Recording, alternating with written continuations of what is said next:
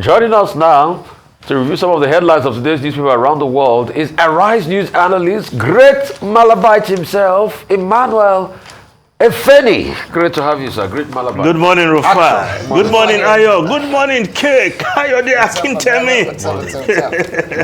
For once this morning, I thought you were a prayer warrior. I pray for Nigeria. I pray for Nigeria. Yes. Let's do the work to make our country great. Now, we start the review with this day, Nigeria's newspaper of record.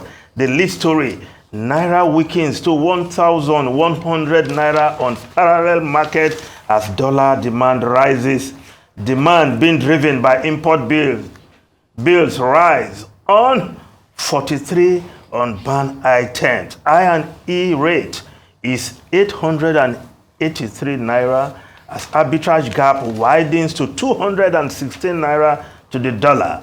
Sells for 1,130 Naira via transfers. Yes, the Naira continued its slide against the dollar yesterday as it weakened to an all-time low on the parallel market where it sold for 1,100 Naira, weaker than it traded the previous day. Of course, the Naira traded even lower at that amount, at 1,130 Naira to dollar for those that demand electronic transfer of what they are exchanging.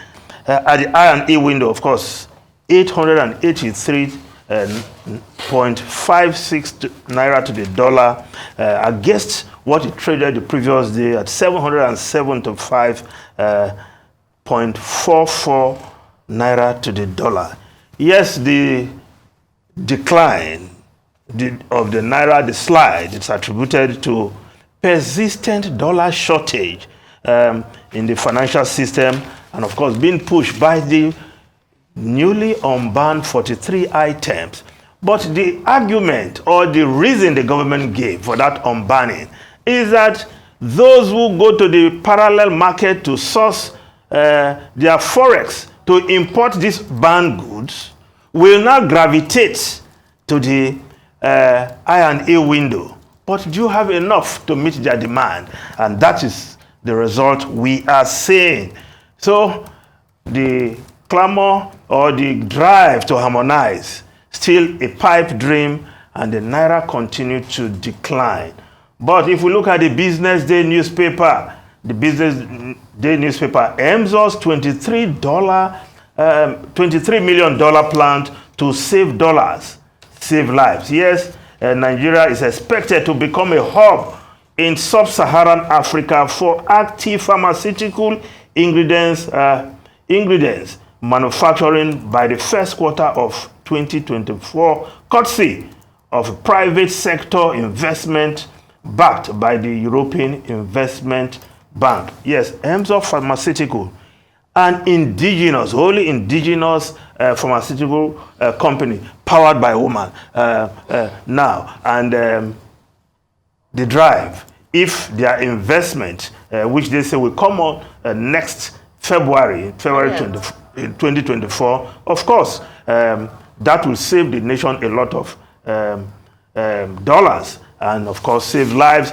And Nigeria will become a hub for producing pharmaceutical ingredients. And that will be another success story. Kudos to Emsop Pharmaceuticals. That woman, what's her name again? Mrs.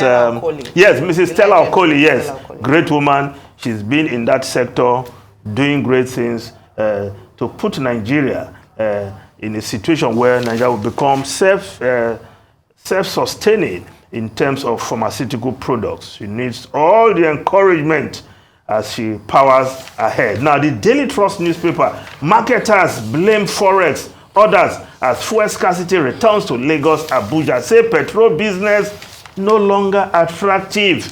NNPCL, other stations shut. Why marketers can't access dollars at official rate? Federal government. Well, this idea of importing petroleum products, we hope it will not kill this economy, because we have no business importing petroleum products. About the only oil-producing country that is involved in importing refined petroleum products.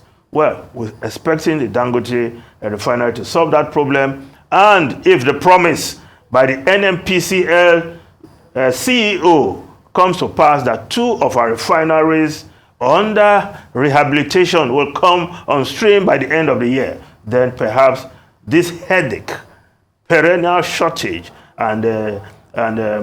will just be a thing of the past. Now, the Guardian newspaper, politicians leverage Electoral Act loopholes to evade scrutiny, talking about certificates brouhaha. But, of course, if we go to the Daily Independent newspaper, the lead story there, Chicago Varsity Certificate Saga, Atiku asks Supreme Court to reject technicality, admit fresh evidence. We know that story very well. The Supreme Court justices will just decide what they want to do with these Chicago papers. Of course, that's also the, yes, now if we just look at the New Telegraph newspaper, Pandef wants federal government to legalize and fund artisanal refinery. Wonder why government allows solid mineral mining in the north, forbids more fire in Niger Delta. All artisanal, but of course we know the danger and the destruction of the environment caused by these.